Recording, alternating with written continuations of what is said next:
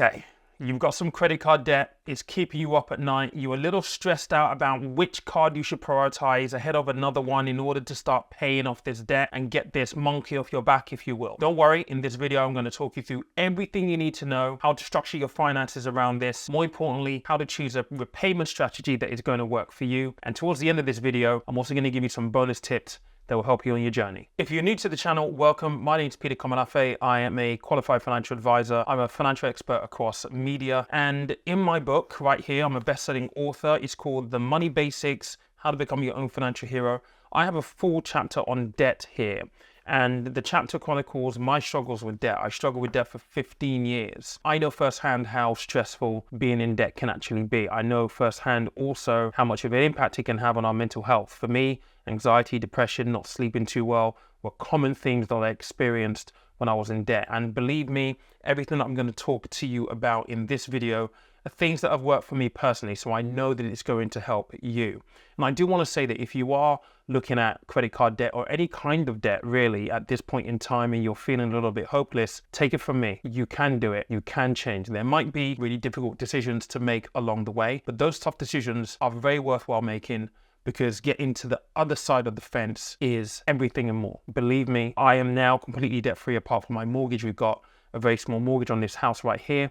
The aim is to pay it off in 2 years and I'll be fully debt-free. And to think about that 10 years, 15 years ago would have been unthinkable. Now, with that said, let's jump straight in and start to have a look at how you begin to come to terms with the debt that you have and how you go about picking it all apart, structuring your finances, and then adopting a strategy. I'm going to be using a lot of hypothetical examples here. I'm going to work with one example here that I have on my overhead, which I'll bring you into in a moment. But please remember this, there is no right system to this. This is personal finance. So importantly, you have to find the solution that is going to work for you personally. But what you will get from this video are some very, very helpful tips to help you make that decision. Right, so let's just jump in. So this is the hypothetical example that we're going to be working with right here. You have 3 credit cards. The first one with £4,375 on it with an interest rate of 19.9%. Your minimum payment per month on this is going to be £89.50. Again, these are hypotheticals. The second, you might be coming towards the end of a 0% balance transfer deal. You've got £671 left on this card at a 0% rate, and your minimum payment is £13.42.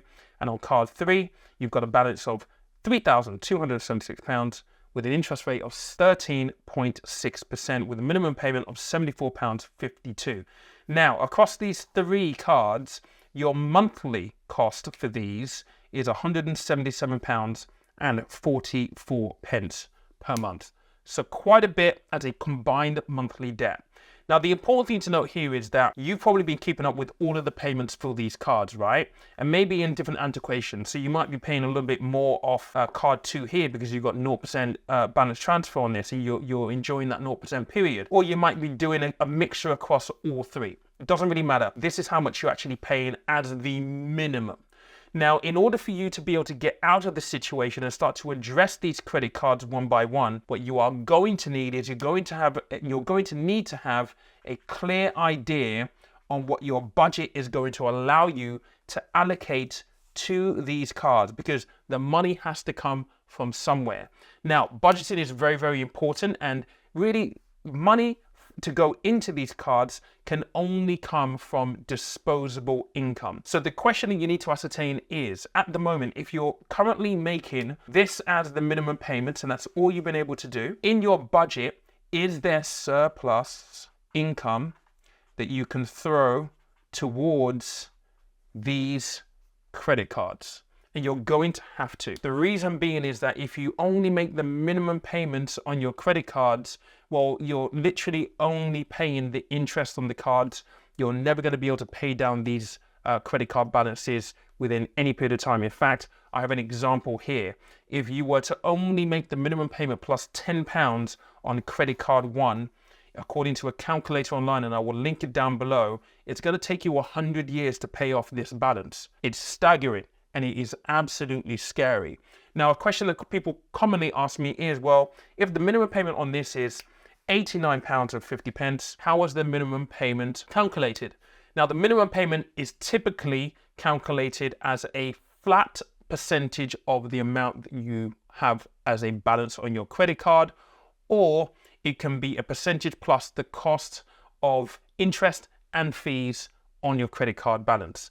Either way, paying the minimum is not going to get you anywhere near where you need to be in terms of paying down this debt altogether. So first and foremost, this is where the work needs to be. You need to identify what this number looks like. If it's an extra £100 a month, fantastic, because this needs to be added onto this amount here to potentially help you come up with a structure that you're going to use to pay these cards off. Now, how do you actually approach this? There are a number of ways in which you can do this, okay? So I'm just going to change my marker on this one right here, because many people may say, well, actually, you've got 0% on this card, so this right here might be a very, very good place to start. And from a behavioral psychology point of view, there is really good reason for this. As human beings, we're creatures of habit, right? So typically speaking, if we do something that gives us a tangible reward, we will repeat that thing that we've done to get that reward because it means that it's actually working and it helps us form new habits.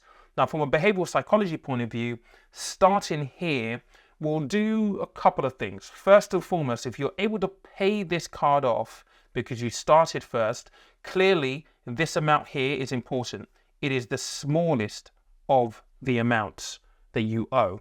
And it's also on a 0% card, which means that you're not paying any interest on this credit card right now. If you start here and pay this off early, this is going to give you confidence in being able to make sure that you're going to be able to take that momentum into either one of these two cards next, okay? So that's the first thing you're going to get in terms of a confidence building exercise if you started with credit card number 2, and there is nothing wrong with doing that. However, there is another view, and this is where, again, you need to think about your own personal circumstances here, that if you're going to look at this logically, one of the things that you do first is you start to have a look at your highest balance and highest interest. Okay? So the card that has the highest balance and the highest interest. And currently, we know that that card is card number 1. It's got the highest balance of 4,375, and it's got the highest interest at 19.9%. It's also costing you the most on a monthly basis as well. The point behind choosing the highest balance and the highest interest rate first is because this is costing you the most amount on a monthly basis. And if I'm honest, debt is a drain on your income. Now, the reality is because it's got the highest balance and it's got the highest rate of interest and it's costing you more on a monthly basis, this one is going to be the biggest challenge. So again, think about how you feel approaching this. Would you rather start here first, get the habit here first, and then move on to this one and then on to this one? But if you had to put it into a logical point of approach, using the highest balance, highest interest rate first, you would start here. You would then go to card number 3 and then card number 2. I'm all about trying to make things as simple and as easy as possible. And so this is my verdict on where I think you should actually start and prioritize. You start with card 2 first. You form the habit, pay this off. This is going to give you confidence to move into card 2 second. So this will be the second card that you start with. And then you move on to card 3 last. Now, obviously, when you are paying down these cards, okay, you still have to maintain the minimum payment. You can't just focus all of your energy on card 2 right here and then neglect card 1 and card 2. You still have to make the minimum payments here. But when we've had a look at your budget a little bit earlier on, and you may have an extra £100 per month to throw into this endeavor, what you will do here is you will throw all of the £100 into this card and pay this card off within 6 months. To 6 months, this card number 2 is completely gone. It then allows you to then focus your energies on card 1. What's really, really important to do here, guys, is if you did do that and card 2 is paid off in 6 months' time, you now take that £100 and the £13.42, which would have been your minimum payment, so £113.42, you now move that amount into this card. And this will help you start to pay this one down a lot quicker, because now you're not just making a minimum payment, you're now making payments over and above.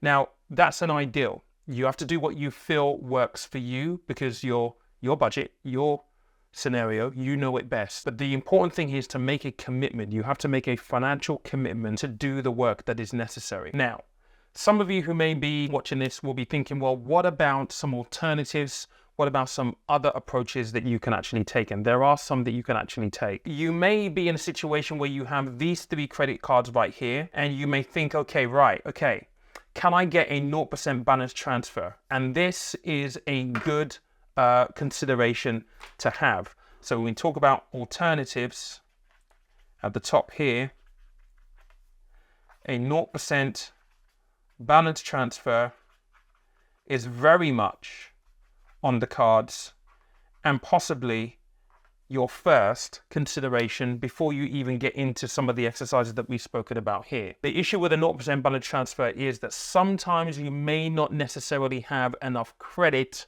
availability to transfer all 3 of these balances onto the new card to be able to save you the money. Now, it is the most ideal scenario, because across these 3, there's going to be circa 7,000, almost £9,000 across these 3 cards. If you cannot get a balance of £9,000, and it means you've got to do partial transfers, which can also be a very, very good thing. I'll do another video separately about that. But 0% balance transfers can be a really, really good shout. But in the instance where that's not an option for you, maybe because there may have been missed payments, your credit score may not be as good as you would like it to be, this would be a really clean framework for you to work from. But again, just to recap on this, you need to understand what surplus income you have available. I put £100 here. It has to be what works for you, but you have to be able to make more of a contribution into this debt in order for you to be able to clear this, or at least get to work to clearing this as soon as possible. If you cannot allocate any additional income, then the minimum payments you're going to have to commit to, but you also then have to acknowledge as well that it is going to take you a very, very long time to clear the credit card balances. It's not an ideal world to be in, but believe me, I've been there where I could only pay the minimum payments. And to be honest, making the minimum payments is better than making a late payment or missing payments altogether. It will just decimate your credit score. So that's an approach for you right there. Let me know if you have any questions in the comments down below. I cover more of an in-depth kind of strategy and look at this in the book, in the debt chapter from page 99 onwards. So if you haven't already picked up the book, you can scan the QR code that is in the corner of this video and pick up the book. It's also available as an audiobook as well. You can get to grips with debt. Trust me, you can do this. It is completely possible.